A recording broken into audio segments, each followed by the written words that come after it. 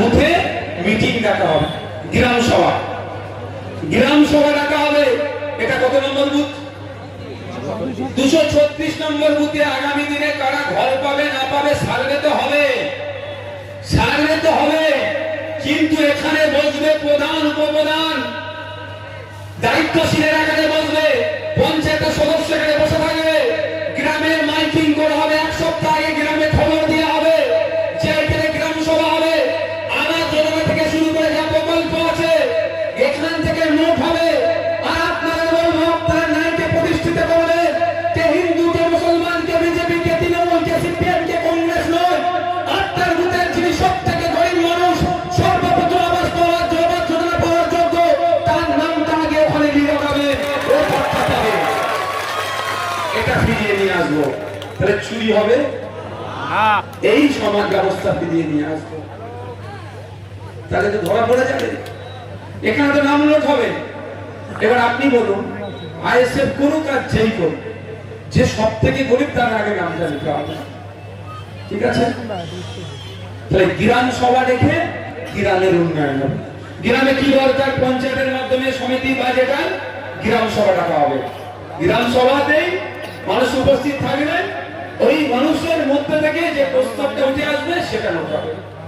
তাহলে আবাস যোজনার জন্য বলতে পারবে না কি ওই তো ঘরটা কমিয়ে দেবো, আমাকে 20,000 দিতে হবে, কে পারবে বলতে?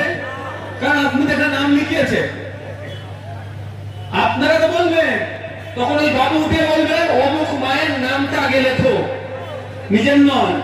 অমুক মাটা আমাদের পাড়ার, আমাদের বুথের সব থেকে গরিব মানুষ, সে হিন্দু, মুসলমান, দলিত, আদিবাসী, সিপিএম, বিজেপি, আইএসএফ, কংগ্রেস দেখার দরকার নেই, যে সব থেকে গরিব তার নামটা আগে দিতে হবে।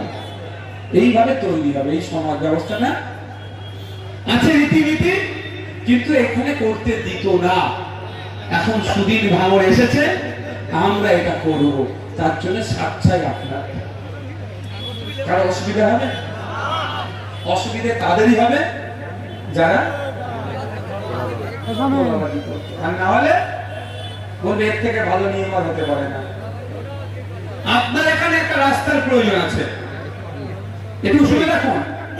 আপনার এখানে রাস্তার প্রয়োজন আছে, আপনি প্রস্তাব দিলেন, রাস্তাটা রেডি হলো, 6 ফুট চওড়া, 80 ফুট লম্বা, 6 ইঞ্চি গেট, রড দেওয়ার কথা বলা হয়েছে, পাথর সিমেন্ট দেওয়ার কথা বলা হয়েছে, কিন্তু রাস্তার একটা রড দেয় না।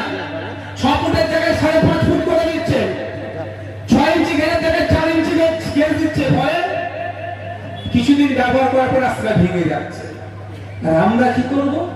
যে শুধু তাই নয়, যে কাজটা হবে কমিটি তৈরি হয়ে যাবে, গ্রামের মানুষকে কমিটিতে ঢুকাবো। আইএসএফ কিচ্ছু চিনব না, ISF, CPM, BJP, Trinamool, Congress কিচ্ছু চিনব না। গ্রামের মানুষের দিয়ে কমিটি হয়ে যাবে।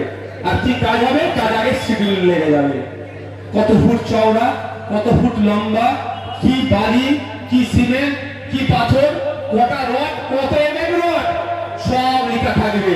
যে কেউ মানুষ সেই রাস্তায় এসে মিলিয়ে রেখে দিতে পারবে। চুরি আর হবে? পার্টি করা দেওয়া বন্ধ করে দেবে, না মাল খেতে পারে, পার্টি করবে কি করে? যারা পার্টি করে সংসার চালায় তারা পার্টি করা বন্ধ করে দেবে। আর যারা ঘর থেকে নিয়ে এসে পার্টি করে তারা বলবে এতদিন পরেই সঠিক নিয়ম এসেছে। আজকে দেখুন না, বামপন্থী যারা এমএলএ ছিল, 2-3 এমএলএ মাঠে তারা কাজ করছে এখনো।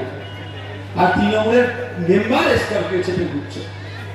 তারা সমাজকে দিতে এসেছিল বলে এখনো তারা মাঠে খাচ্ছে, সেই ইনকাম করতে পারে। এরা সমাজ থেকে লুটতে এসেছিল, এই লুটেরাদের হাত থেকে সমাজকে বাঁচাতে হবে। ভাঙড়ের মানুষ বেঁচেছে, নতুন করে লুটেরাদের জন্ম আমরা ভাঙড়ে দেব না। এই লক্ষ্যগুলো আছে আমাদের, আপনাদেরকে নিয়ে। আপনাদের সাথ পেলে এইরকম কাজ চললে ভাঙড়ে অশান্তি হবে।